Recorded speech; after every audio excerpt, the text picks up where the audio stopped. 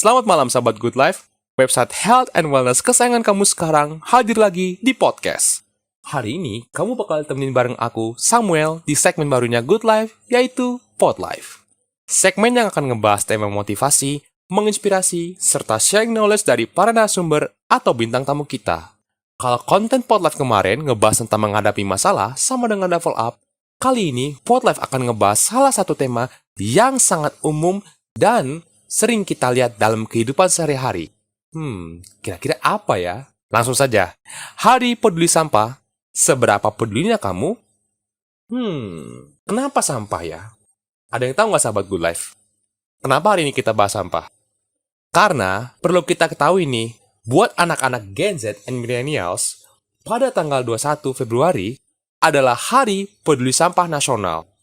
Sebelum kita langsung ke poinnya, aku akan ceritakan sedikit awal mula Hari Peduli Sampah Nasional itu jatuh pada tanggal 21 Februari. Awal mulanya dari Kementerian Negara Lingkungan Hidup yang mencanangkan untuk pertama kalinya mengenang peristiwa di Lewi Gajah Cimahi, Jawa Barat pada tanggal 21 Februari 2005. Kira-kira ada yang tahu nggak sahabat Gulai peristiwa apa yang terjadi pada saat itu? Dikutip dari laman resmi Kabupaten Pasir, pada tanggal 21 Februari 2005, terjadi peristiwa Lewi Gajah di mana sampah dapat menjadi mesin pembunuh yang merenggut nyawa lebih dari 100 jiwa. Wah, bisa bayangin gak tuh, 100 jiwa loh dibunuh oleh sampah. Kenapa bisa begitu ya?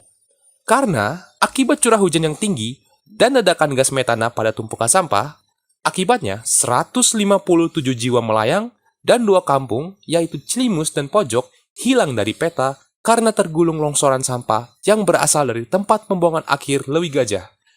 Serem kan? Bayangin loh, 157 jiwa melayang dan 2 kampung bisa hilang dari peta karena akibat sampah loh. Bayangin gak tuh Good Life? Serem loh. Sekarang kita lanjut nih. Sampah itu jenisnya banyak banget. Ada sampah plastik, ada sampah pabrik, dan hal lain sebagainya.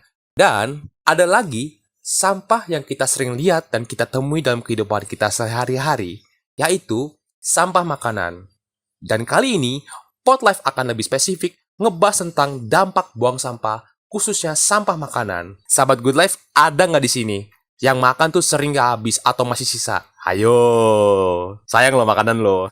Nah, kayaknya kalau kita bahas langsung ini, nggak enak kalau nggak ada yang temenin. Langsung saja nih, tanpa basa-basi, kita langsung undang narasumber yang sangat concern dengan masalah ini. Kak Erin Umar. Halo Kak Erin, apa kabar? Halo Samuel, kabar baik. Apa kabar dirimu? Halo. Kabarku baik juga Kak. Nah, sekarang karena aku jelasin buat kalian semua ya. Kak Erin Umar ini punya usaha kuliner vegan namanya Loka Padang. Dan info menunjukkannya lagi, Kak Erin ini sangat concern dengan limbah makanan juga loh. Wah, mumpung ada lagi narasumber kita, yuk kita tanya-tanya aja nih terkait tema kita kali ini. Nah, Kak Erin, aku mau tanya nih, menurut kakak tentang pendapat kakak tentang limbah makanan itu apa sih sebenarnya? Sebenarnya ini sesuatu yang menurut saya cukup ironis kan. Kalau kita melihat di mana-mana, kita mengatakan soal food waste deh, sampah makanan. Tapi di sisi lain, kenapa saya bilang ironis, ada banyak sekali orang-orang yang masih kelaparan di Indonesia. Di Jakarta aja statistiknya kira-kira 23 juta orang kelaparan setiap harinya. Sedangkan berdasarkan data juga, Indonesia kira-kira membuang 300 gram kilo makanan per orang per tahun. Nah itu kita population-nya kita cukup banyak kan, 280 juta. Nah tinggal dikali aja tuh Sam dengan 300 kilogram makanan gitu loh. Dan ya it's irony karena banyak yang kelaparan, at the same time juga banyak makanan yang terbuang ya toh. Makanya ini saya rasa satu topik yang cukup menarik ya. Thank you loh Good Life sudah mengangkat topik ini untuk ke generation Z ya. Iya Kak. Nah, terus ini nih, menurut kakak nih ya, mengapa sampai sekarang masyarakat belum ada kesadaran akan dampak membuang sampah, khususnya limbah makanan? Masih banyak nih ya orang-orang sekitar kita yang masih mungkin tidak sadar buang sampah sembarangan, khususnya limbah makanan nih ya. Menurut kakak bagaimana tuh? Mungkin kalau saya selalu mengatakan bahwa tak kenal maka tak sayang. Kalau kita nggak punya knowledge tersebut dan nggak tahu dampak-dampaknya apa, otomatis tidak akan kita lakukan. Dan sebagai manusia kita selalu mengatakan kan, what's in it for me sih gitu loh. Kenapa buat saya itu penting. Nah, ada satu konsep di mana orang mengatakan mari kita menjaga lingkungan hidup ibarat itu adalah bumi adalah rumah kita. Jadi saya juga pengen ngajak teman-teman, bumi adalah rumah kita itu bukan berarti rumah kita hanya satu petak ini nih, satu rumah yang ada di rumah kita. The moment kita keluar dari pintu besar itu sudah menjadi bukan rumah kita. Jadi itu sebuah mindset shift yang harus dirubahkan. Kita selalu mengatakan bumi adalah rumah kita dan there's no plan B. Tapi pada saat kita mentranslate itu ke daily life kita, apakah kita melakukan hal tersebut? Jadi sebenarnya itu cukup mudah sih, karena dari kecil kan kita selalu berpikir bahwa rumah kita adalah istana kita, which is rumah kita yang limited toh, yang ada, yang sekarang inilah work from home kita seling di rumah kan, ini adalah rumah kita. Selalu kita keluar dari rumah, kuman-kuman berterbaran di luar sana itu bukan urusan kita. Jadi sebenarnya ini cuma mindset shift doang. Bagaimana kita bisa mengextend rumah kita di luar dari hal tersebut. Dan COVID ini merupakan satu momen yang pas banget ya menurut aku Sam, karena kan kita bukan hanya harus menjaga diri tapi juga harus menjaga sesama. Pas kita keluar juga harus menjaga kebersihan yang lain. Nah, sama dengan makanan ini. Banyak dari kita ngelihat COVID apalagi di awal-awal, bukan hanya COVID deh, banjir atau masalah apapun juga, yang pertama masyarakat Indonesia lakukan adalah langsung menyerbu supermarket dan stocking up makanan. Ibaratnya kayak udah mau zombie apocalypse gitu loh. Ya kan? Nah, setelah makanannya dibawa balik, apa yang dilakukan? Seringkali kita langsung semuanya ditaruh ke dalam kulkas, tapi di dalam kulkas itu kan ada cross contaminations juga kan, yang mengakibatkan mau nggak mau in the end of the day ya misalnya cucumber, timun yang kita beli jadi berlendir karena itu di packing dengan plastik. Plastik is another waste dan pas kita bawa pulang kita nggak buka. Nah, all those things itu berhubungan dengan knowledge bagaimana cara kita menghandle makanan. Itu makanan yang sayur ya, yang kita beli dan kita proses. Kedua adalah makanan yang kita pesan dari platform-platform tertentu. Sebagai restoran, saya concernnya lebih ke sisa makanan yang kita produce in the end of the day. Tapi yang lebih besarnya lagi juga ada yang di order. Kita semua juga pas pandemi kita ngorder banyak makanan ke rumah kan. Biasanya itu kalau lagi ada promo atau wah itu kayak kurang 20.000 lagi dapat promo diskon 40% misalnya. Itu pasti langsung nancep gas semuanya, kalap kan. Apalagi tinggal pencet-pencet. Nah, itu consciousness levels-nya lah yang mungkin bisa ditingkatkan. Kalau memang kita mau mengejar hal tersebut, kita sendirian atau kita di keluarga kecil nggak bisa makan habis, itu kita bisa sharing gitu dengan consciously sharing dengan satpam di bawah, atau di apartemen atau di lingkungan sekitar atau even ke supir Gojeknya atau supir Grabnya. Dengan sharing seperti itu harapannya bukan hanya menurunkan limbah makanan, tapi juga ada sharing kepada teman-teman sekitar kan. Jadi kita hanya makan apa yang kita bisa makan lah, karena ada kapasitasnya juga. Kalau enggak nanti kita maksain makan sendiri, nanti semuanya akhirnya limbahnya adalah ke lemak kan. Habis itu harus diet lagi toh. Jadi segala sesuatu itu menurut aku sih ada rantaiannya sih. Kalau dengan kesadaran bahwa yes kita committed, kita mau menurunkan limbah makanan, bukan berarti kita harus mengurangi makanan intake-nya kita. Tapi bagaimana cara kita menghandle makanan tersebut dan bagaimana kita kalau memang mau order banyak, apa yang kita lakukan terhadap sisa makanan tersebut. Banyak sekali kok orang-orang yang membutuhkan. Nah, kalau restoran itu yang kita lakukan adalah kita ada dua hal. Satu, dengan menggunakan data untuk memprediksi kira-kira sehari itu kita harus produksi berapa. Kedua adalah sebisa mungkin produk-produk yang kita produce itu udah di order baru kita produce. Jadi lead time-nya memang agak lama, tapi we find a way lah untuk menyiapkan beberapa bahan yang bisa kita frozen misalnya. Kemudian pas dibutuhkan baru akan kita masak on spot tanpa mengurangi kesegarannya. Contoh bumbu-bumbu kan bisa di frozen supaya nggak perlu dari scratch kan. Tapi bukan berarti karena kita masakan Padang itu harus dijejerin semua, apalagi zaman COVID gini kan. Itu kan sebisa mungkin kita harus fresh. Kemudian kalau misalnya in the end of the day memang ada sisa makanan, itu sejak COVID, sebenarnya sebelum COVID juga karyawan kita itu kita minta untuk makan in-house kan, makan di dalam restorannya. Nah, in the end of the day kalau memang ada sisa itu karyawan boleh bawa pulang atau kita bisa kasih ke warga sekitar. Apalagi under Loka Padang kita ada yang namanya Berbagi Loka. Dan tahun ini kita akan membentuk sebuah yayasan Berbagi Loka Samasta, di mana kita bukan hanya untuk meng-solve problems food waste-nya Loka Padang yang masih sedikit karena kan kita restoran ya, restoran masih kecil gitu loh. Masih banyak lagi restoran-restoran di luar sana yang memiliki food waste yang lebih besar. Permasalahannya kan ini belum diregulated gitu loh, atau belum difasilitasi. Jadi Loka kesananya pengen melakukan penyuluhan-penyuluhan tersebut supaya food waste ini bisa dikurangin. Soalnya pas food waste dikurangin, pasti ada yang absorb, which is orang-orang yang dulunya itu kelaparan. Dan Jakarta banyak, tinggal ke bawah jembatan itu aja banyak banget. Betul. Sangat banyak sih kalau kita lihat ya, kalau di Jakarta ini ya. Banyak, Sam. Kamu perginya itu di atas jam 9, itu mereka pasti tidur, memaksakan tidur itu lebih awal supaya menahan lapar kan. Iya betul. And it's a real case. Ini deket kok di bawah jembatan di kota ada, terus yang deket Kalijodo sono juga ada. Ada sekolah juga di bawah jembatan yang Kalijodo namanya Pondok Domba. Itu juga salah satu yang kita support kasih makanan kan. Oh iya, belum pernah lihat sih kalau di situ. Paling jauh sih aku lihat dari sekitar di Tanah Abang ya, mungkin di kolong jembatan bawah Tanah Abang itu banyak sih itu.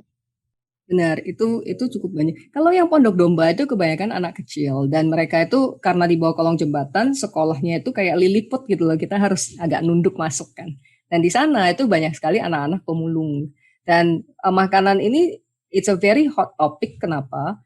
Karena sekolah-sekolah informal itu kan susah untuk mengajak anak-anak datang. Jadi sekolah informal itu biasanya juga mengajarkan mengenai limbah, karena mereka kebanyakan pemulung ya. Jadi kan mereka yang trash pickernya kita gitu loh, yang ngambil trash kemudian di-convert menjadi sesuatu yang berguna. Jadi di dalam sekolah informal itu biasanya ada sessions untuk mengajarkan mereka bagaimana memproteksi diri dan bagaimana mendaur ulang. Nah, tapi anak-anak ini kalau mau disuruh ke sekolah susahnya minta ampun kan. Jadi makanan itu play a big role. Soalnya kalau misalnya dibilang ke orang tuanya, guys, kalau kamu kirim anak kamu untuk ke sekolah, mereka kita kasih makan loh. Orang tua mereka langsung pikiran, oh ya, gue nggak perlu ngasih makanan ke anak gue sehari gitu atau sekali. It's a less burden for them. Tapi kalau nggak dikasih segala sesuatu yang seperti makanan, orang tuanya akan berpikir, daripada kamu sekolah ngabisin banyak waktu, mendingan sini deh jadi pemulung bisa bantuin aku dapat duit. And that's the reality. At the same time, kalau kita punya consciousness seperti itu, pada saat kita mau melakukan food waste atau mau membuang, kita akan berpikir kan, what can I do better? Tanpa merasa guilty ya, kita nggak perlu merasa guilty. Yang penting adalah we do our best as a human, dan kita tahu dengan consciousness apa yang terjadi di luar sana. Nextnya adalah apa yang bisa kita lakukan. Makanya through Loka saya selalu mencoba untuk bagaimana sih membuat segala sesuatu lebih mudah. Kalau kita mau berbuat baik itu kan kadang-kadang gimana caranya? Aku mau mengurangi carbon footprint, gimana caranya kan? And I understand that gitu loh, karena I've been through that kan. Makanya pas aku tahu, ternyata plant based itu bisa mengurangin banyak sekali dampak-dampak ke lingkungan, I'll do it. Ya kan? Mantap. Nah, kalau tadi sudah jelaskan tentang limbah makanan, nah menurut kakak, apa sih solusi bagi anak-anak muda kayak kita ini? Langkah kecilnya dari mana sih mulainya biar kita mengurangi sampah makanan? Order makanan sesuai dengan perut. Kalau dulu ordernya sesuai dengan kantong, sekarang ini tambahin satu lagi sesuai dengan perut. Kita makannya itu misalnya ya bisanya 1 porsi ya, beli 1 porsi. Kalau misalnya lagi makan sama teman-teman pesen certain things yang rame-rame ada sisa, jangan gengsi untuk dibawa pulang, karena kan banyak sekali anak muda juga yang gengsi masa aku bawa pulang sih, bawa bontot gitu toh. If you can, kenapa enggak? Kalau bukan buat diri sendiri, pas jalan pulang itu di jalan banyak sekali yang bisa mensyukuri apa yang kamu bawa gitu sih. It will be very helpful. Sharing is caring ya. Ya. Benar, sharing is caring. And anything, 1 bungkus nasi itu punya dampak yang sangat besar, bukan hanya kepada orang yang kamu tolong, tapi juga terhadap ya lingkungan kan, karena nggak menghasilkan sampah. Betul Kak, itu yang penting. Nah sekarang nih ya, mungkin good luck people kita ada yang ART, ibu rumah tangga atau pengusaha kuliner. Ada tips nggak Kak mengatasi mengurangi populasi sampah makan ini? Dari sudut pandang Kak Iren kan juga pengusaha kuliner juga ini ya, Pak. Ada nggak? Kalau dari saya sih, again consciousness ya. Pada saat kita sangat bisa membaca gitu loh daily statistics-nya, kira-kira sehari itu kita butuh produksi berapa banyak sih. Dan itu cara memprediksi inventornya lebih mudah. Kedua juga apa sih yang bisa kita produksi dan kita simpan lebih lama supaya food waste itu berkurang. Ketiga, kalau memang harus ada food waste, dan saya yakin di kuliner pasti ada food waste ya, apalagi bukannya restoran kan. Nah, in the end of the day, apa yang dilakukan dengan makanan-makanan ini? Ada banyak brands, saya tahu dan saya tidak akan sebut nama, yang tidak memperbolehkan karyawannya untuk bawa pulang. Saya ngerti bahwa itu untuk memproteksi brands, which is fine. Tapi apa yang bisa daripada dibuang, mungkin ada beberapa komunitas grassroots yang bisa menerima gitu loh dan bisa membantu untuk mendistribusikannya. Sebenarnya mendistribusikannya nggak gampang, yang penting kita kenal dengan grassroots community. Grassroots community itu adalah orang-orang yang volunteers lah ya, with good hearts on the ground dan tahu persis apa yang terjadi di lapangan. Itu sangat memungkinkan banget sih daripada shortcut untuk langsung dibuang. That's what I would strongly suggest ya ke semuanya.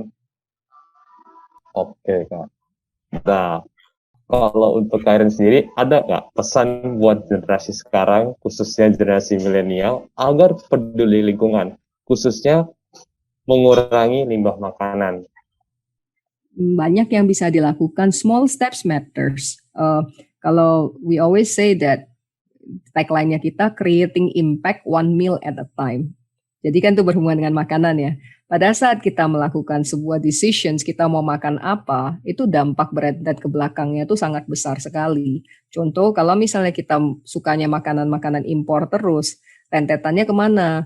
Demand terhadap barang makanan impor itu akan naik, dan carbon footprint untuk mentransport makanan impor itu akan naik, dan makanan pada umumnya perlu cold storage. Kalau cold storage berarti lebih banyak lagi energi yang digunakan, emissions kan. Jadi carbon footprint-nya itu pasti jauh lebih besar. Dan ketiga, freshness of makanan yang Anda makan itu mungkin tidak terlalu fresh, jadi dampaknya ke kesehatan. Itu dari satu layer. Pada saat kita hanya decide gitu loh, saya mau makan ini. Right? Belum lagi pas proses produksi di sananya itu seperti apa. Jadi kalau misalnya kita sebagai anak muda, we are very conscious, dan banyak yang sekarang ini kan belajar otodidak semua ya. So once we are conscious that every single decisions that we make, as small as deciding hari ini mau lunch apa, itu ada banyak konsekuensi di belakangnya. Jadi akan lebih mudah buat kita untuk mengintegrate itu ke dalam lifestyle-nya kita. Sudah jadi autopilot. Bukannya sesuatu itu nggak boleh ya, kalau kita bilang aku vegetarian, I'm not yet vegan kan. But if I don't say that someone who's not a vegetarian or vegan is a bad person, karena itu artinya ngejudgment. Itu setiap orang kan ada pilihannya masing-masing kan. Nah, kita saling menghormati aja pilihannya, hanya saja buat kita sendiri kita sangat conscious terhadap pilihan kita, itu ada dampak terhadap lingkungan hidup, terhadap sampah-sampah yang kita hasilkan, dan terhadap sesama. Udah, itu aja. Simple. And that's when we can start changing the world, 1% at a time, 1 meal at a time. Wah, luar biasa sekali Kak Iren. Sangat detail sekali bener untuk masukannya. Mungkin untuk hari ini, seperti inilah sesi ngobrol kita bersama dengan Kak Iren tentang limbah makanan. Terima kasih banget Kak buat waktunya untuk hari ini Kak. Sangat benar-benar bermanfaat sekali. Semoga dengan sesi sharing hari ini bisa dapat memotivasi good life people agar lebih mengerti akan pentingnya membuang sampah dan dampaknya seperti apa. Salah satunya adalah limbah makanan. Oke, baik, sampai di sini dulu Podlife kita hari ini. Tetap pantengin terus ya sosial media kita di Instagram goodlife.id dan website kita di goodlife.id untuk update berikutnya mengenai seputar hidup sehat dan berbagai macam berita atau event lainnya. See you on the next Podlife edition.